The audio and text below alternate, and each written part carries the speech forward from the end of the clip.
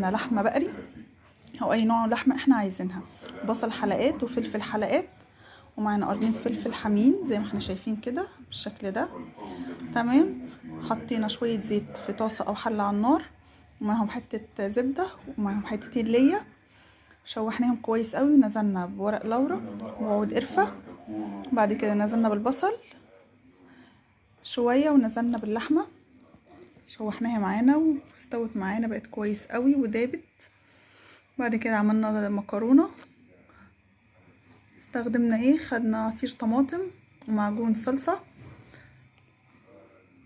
وسلقنا المكرونه وحطينا الصلصه عليها، وحطيناها في قالب، حطينا اللحمه تحت وعليها المكرونه كده، وقلبناها زي ما انتم شايفين. بجد جميله ودايبه، حكايه بجد يا جماعه. بتمنى تجربوها، وكل سنه وانتم طيبين، ويتعاد عليكم بألف